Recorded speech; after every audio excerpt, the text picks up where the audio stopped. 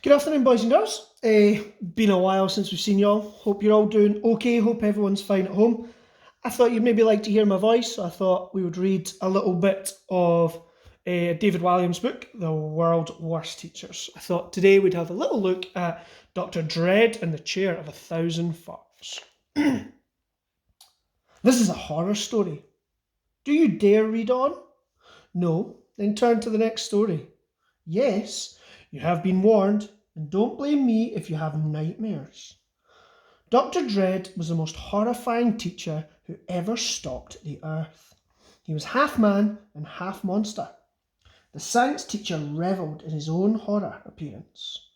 He loved the fact that all the kids at Grunge Hill were terrified of him. The man smirked to himself as they darted out of his way. Dr. Dread's face was permanently scrunched up like an angry walnut, holding a monocle in place. It looked as if he had just one beady eye, like a cyclops. He had long ginger sideburns, or mutton chops, creeping all the way down to his chin. Ginger hair exposed from his nose and ears like wildfire. His teeth were long and pointed like fangs. His nose was a wonderland of warts.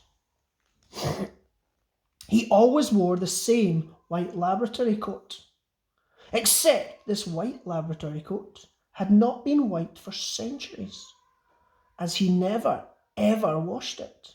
It was so thick with grime and grease, it was actually a deep shade of brown. There were so many stains on it: egg, brown sauce, blood, cream, custard, snot, spaghetti sauce, drool, marmalade, lard, that if you dipped it in boiling water, you could have made soup. A soup that dinner lady Miss Splat might serve up. More of her wickedness later on in this book. Dr. Dread had sandals on his feet so he could show off his terrifying toes. They were a sight that would give you a fright, with their long claw-like nails, open sores, and rancid foot cheese. When Dr. Dread marked your homework, it would be returned with all sorts of nastiness stuck to it.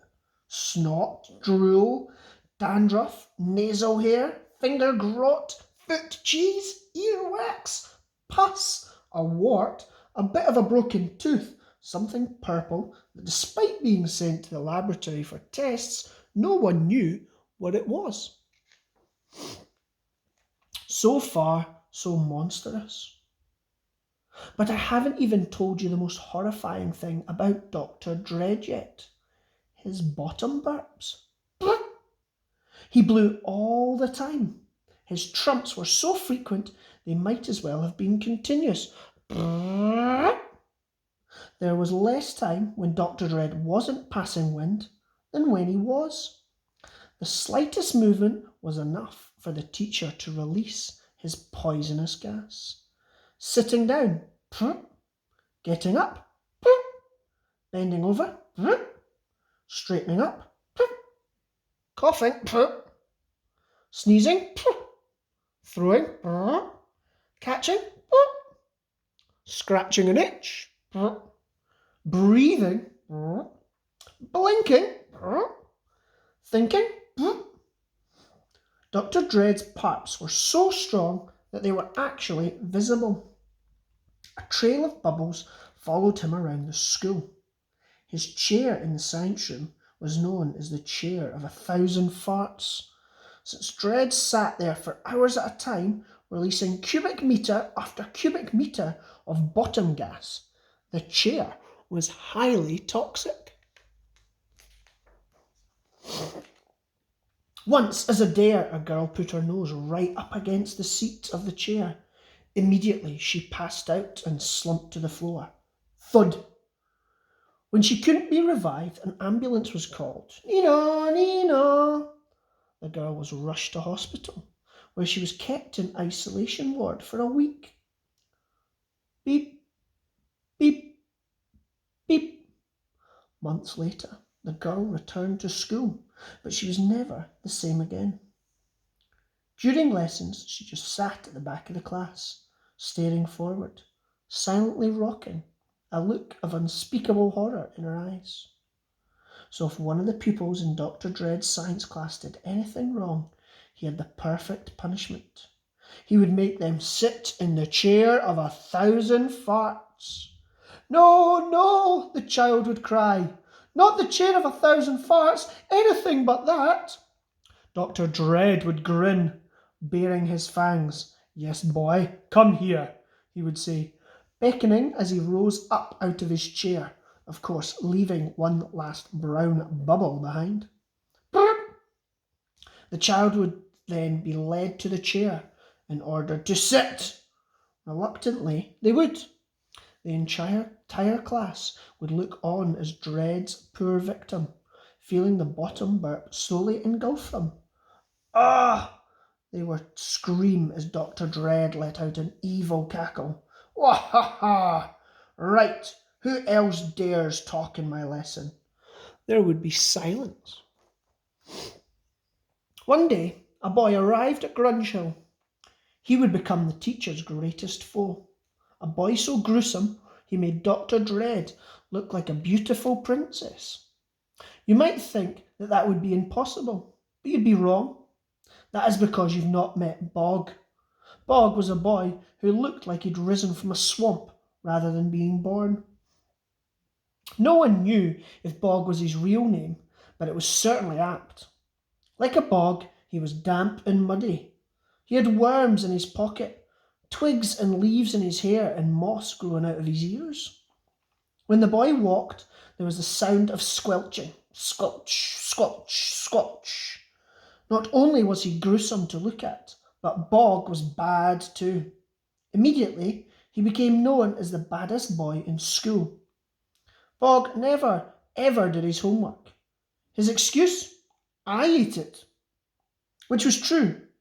When the teacher became angry, Bog would snort with laughter. Snort, snort, snort. He wiped all the loo rolls from every toilet in the school. Then he wrapped the history teacher, Mr. Obsolete, in it while he was snoozing, so he looked like an Egyptian mummy. Zzz, snort, snort, snort. He pinched books in the library and tore out all the pages to wipe his bottom, even though he never normally even wiped his bottom. Snort, snort, snort.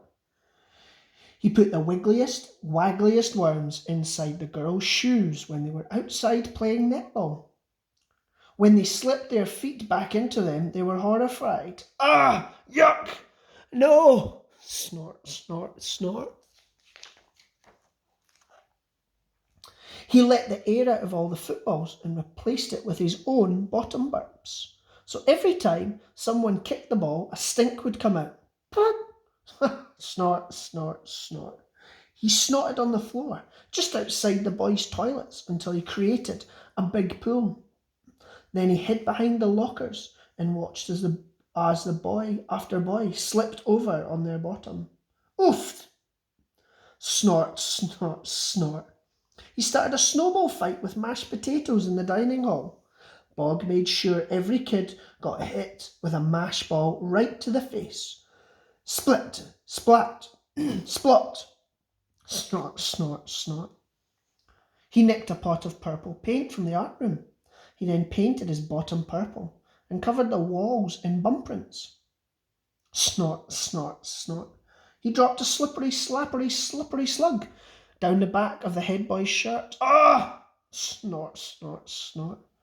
He tricked some younger children into swallowing live tadpoles by telling them they were yummy chocolate balls. Ugh!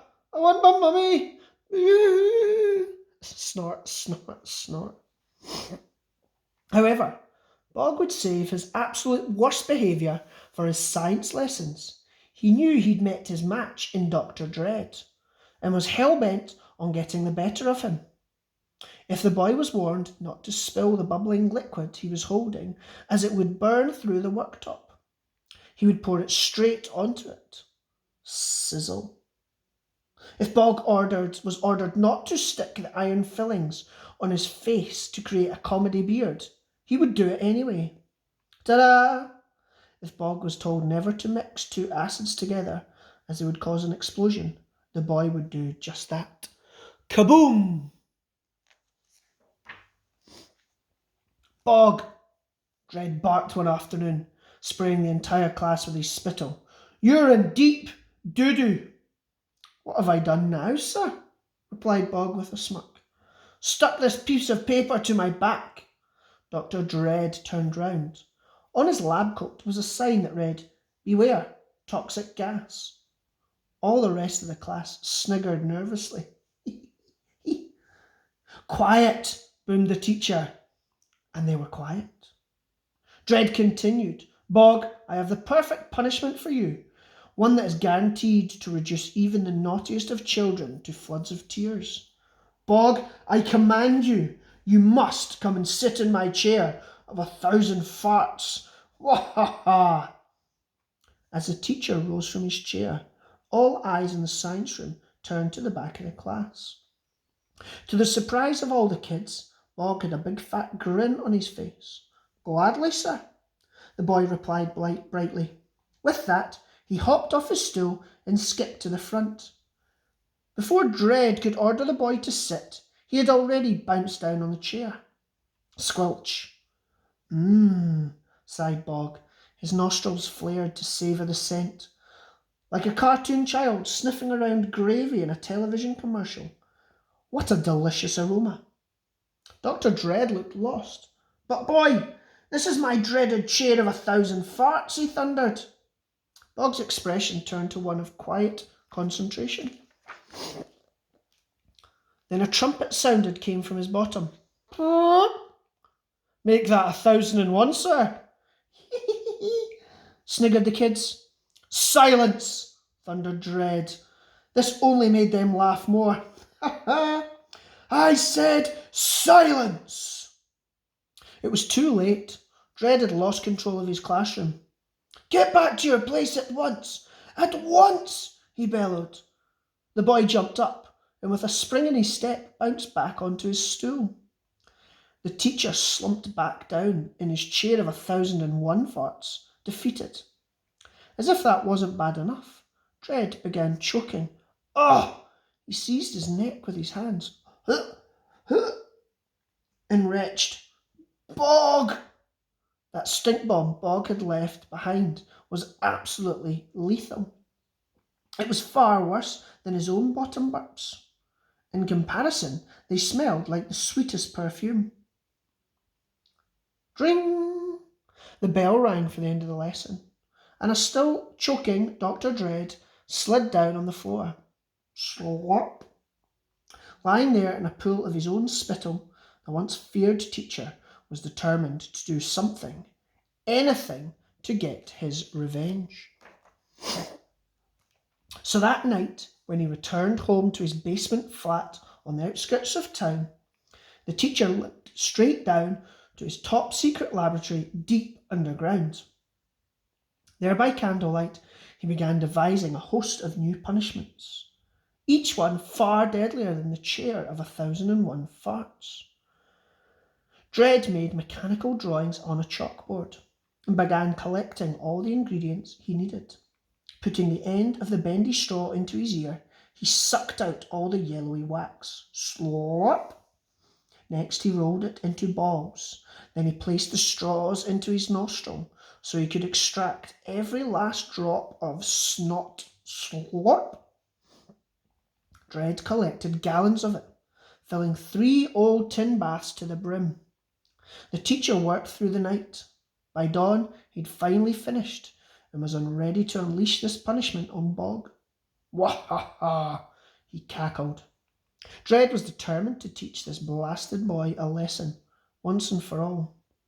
Dring! The bell rang for the first lesson of the day, and for Bog it was science. Dred smirked as the boy squelched his way into classroom. Squelch, squelch, squelch. Little did he know what was about to be coming to him. However, Bog had a plan of his own. Under his desk at the back of the class, he began secretly mixing together some of the gloopiest chemicals in a pot. The boy wanted to make the stickiest, gunkiest gunk so he could glue his teacher to his own chair. He would be stuck to the chair of 1,001 farts forever. Little did he know what was coming to him. With his beady eye, Dread spotted his nemesis was up to no good. Perfect. Now he could begin unleashing his torrent of evil punishments on the boy. Not paying attention again, Bog? Demanded Dread from the front of the class. What, sir? Replied Bog, as he tried to hide what he was doing. He didn't want to spoil the surprise. Exactly, muttered the teacher. A ghoulish grin spread across his face. Come here. He beckoned with his long, thin finger. Immediately, the boy hid the pot of gunk in his blazer pocket and squelched his way to the front of the class. Squelch, squelch, squelch. All the other children stopped what they were doing and stared. What was the world's worst teacher going to do to the world's worst child? Here, boy, said the teacher, holding up a paper bag. Because you haven't been listening again, you must eat one of these jellies from my bag of doom. Wahaha. Bog peered down into the bag at a collection of sad-looking soft and shiny sweets. Bag of doom? What are they made of? Asked the boy suspiciously. Try one and tell me. Bog shrugged and rummaged in the bag before popping one in his mouth. They taste a little sour, he remarked. That's because, Bog, began Dread. They are made of my own earwax. Ugh! All the kids in the class were repulsed. Not Bog. The boy rummaged in the bag and popped another in his mouth. Scrumptious! He then helped himself to a handful. Then he stuffed them back into his trouser pocket. I'll have these later as a snack. The teacher thumped the desk in frustration. Thump! Still, Dread, plenty more punishments planned. No matter, boy, he growled. Go and stand in the corner. Bog's student did as he was told. I do hope it doesn't snow, announced the teacher. Snow? Inside, sir? Yes, inside, as you come face to face with the bucket of misfortune. Mahahaha. The man pulled a cord on the wall, which emptied a rusty bucket concealed overhead. A blizzard swirled down from above. Whirr! In no time, the boy was completely covered from head to toe in flecks of white. He looked like the abominable snowman. I love snow, sir, exclaimed Bog. He stuck out his tongue to sample some. It doesn't taste like snow, though. That is because it is made of my own dandruff. Yuck! Went all the kids in the class. Oh, good. I need some spare dandruff. I had all but run out. With that, Bog began picking up handfuls of the stuff and pouring it over his head and shoulders. Fantastic, thank you, sir. The teacher stamped his foot in frustration. Stomp, stomp, stomp. If the big bag of doom and the bucket of misfortune have not brought you to your knees, then this certainly will. It's the hose of horror. With that, Dread lifted up a hose that was connected to a huge cylinder concealed behind his desk. The teacher turned the nozzle and shot a torrent of slime straight at Bog. In seconds, the boy was covered from head to toe in a greeny, browny yellow sludge. It was mainly snot, but goodness knows what else the bad doctor had added to the mix. All the kids screamed and leaped up on their desks in disgust. Ugh! The slime was soaking them too, and what more, it stank. Thank you, sir, called out Bog, enjoying this opportunity to become even filthier. I haven't had a shower in a long time. Thank you. Bog began rubbing under his arms as if he were washing. I imagine never, exclaimed the teacher. Actually, I'm going to make a bath for you now. Dread spun the nozzle and the gunge splurged out at an alarming rate. Splurt! As all the other pupils rushed to the door to escape, the grunge was filling up the science room. Get out! Help! I think we need to call Ofsted. Now Dread and his arch-enemy Bog were the only ones left inside. Both were up to their waist in gunge. "Oh, I nearly forgot," began Bog, with a grin on his face. "I have some special shampoo with me, sir. Why don't you try it?" With that, he reached into his blazer pocket and pulled out the pot of sticky, stucky glue. Dred smelled a rat. This was a trap. "That doesn't look like shampoo. Give it to me, boy." The teacher went to snatch it, but there was a struggle. "It's mine, sir." "I said give it to me." Their heads clonked together. Clonk, and the glue ended up splashing over both of them. Splush. "Oh no," exclaimed Bog, trying to waggle his head. "What?" "I think we are stuck together."